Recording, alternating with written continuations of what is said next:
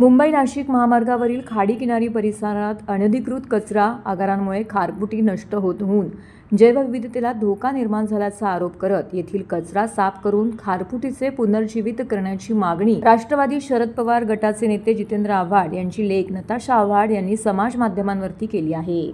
पर्यावरणाचा ऱ्हास होत असल्याप्रकरणी राष्ट्रीय हरित न्यायाधिकरणाकडे त्यांनी दाद मागणार असल्याचं स्पष्ट केलंय। या निमित्ताने आव्हाड यांची लेक खाडी परिसर बचावासाठी मैदानात उतरल्याचं चित्र पाहायला मिळतंय।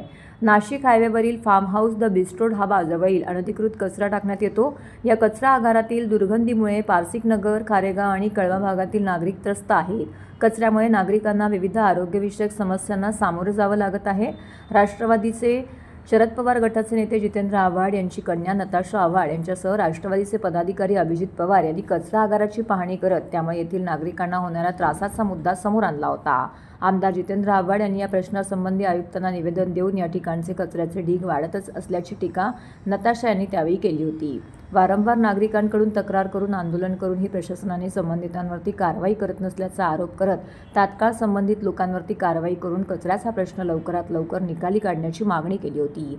त्यापाठोपाठ कचरा आगाराबाबत काही महत्त्वाचे मुद्दे देखील उपस्थित करत त्यासंबंधीची चित्रफीत त्यांनी समाज माध्यमांवरती प्रसारित केली आहे। कचऱ्यामुळे प्लास्टिकचा कचरा खाडीत जातो आणि त्याचा त्रास तिथे येणाऱ्या पक्ष्यांना होतोय। कचऱ्यामुळे विषारीयुक्त वायू पसरून परिसरातील नागरिकांना त्रास होऊ लागलाय। रहिवाशांच्या आरोग्याचा प्रश्न आता गंभीर होऊ लागलाय। त्यावर ठाणे महापालिका काही ठोस कारवाई करत नाही असं त्यांनी म्हटलंय।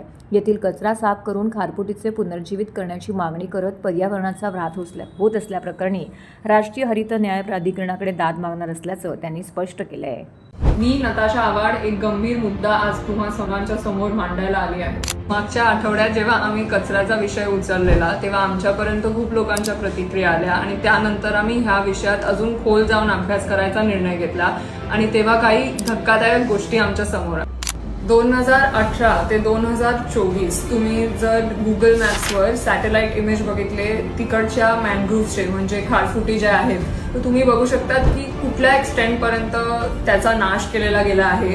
ज्या भागात हे डम्पिंग इलिगल डम्पिंग होत आहे त्याला लागूनच जगप्रसिद्ध ठाणे क्रीक वेटलँड आणि फ्लॅमिंगो सँक्च्युअरी जे 3 आहेत आपल्याकडे ते तिथे आहेत आणि ह्या डम्पिंगमुळे तिकडचा जो प्लास्टिकचा कचरा आहे तो त्या खाडीत जाऊन ह्या फ्लॅमिंगो सँक्च्युअरीमध्ये जाऊन मिळतो आणि तिथे खूप वेगवेगळ्या प्रकारचे मायग्रेटरी बर्ड्स येतात आणि त्यांनाही ह्याचा त्रास होतो। पण यासोबत तिथे जो कचरा डंप केला आहे त्याच्यातनं पॉयझनस गॅसेस रिलीज होतात आणि हे गॅसेस आजूबाजूचे जे परिसर आहेत जसे खारेगाव, पारसिक, ठाण्याचा काही भाग, भिवंडी इथेही हे पॉयझनस गॅसेस पसरतात आणि ह्याचे साईड इफेक्ट्स तिकडच्या रहिवाशांच्या आरोग्यावर होतात। आरोग्याच्या दृष्टिकोनाने खूप गंभीर विषय आहे आणि टीएमसी कडे हा विषय उचलूनही त्यांनी ह्याच्यावर काहीही ठोस कारवाई घेतली नाही। आमच्यापर्यंत अशी माहिती पोहोचली आहे की सत्ताधारी पक्षाचे काही नेते ह्यात इन्व्हॉल्व्ड असल्यामुळे टीएमसी यांच्यावर ऍक्शन घ्यायला घाबरत आहे। यापुढे आमची टीएमसी कडनं एकच अपेक्षा आहे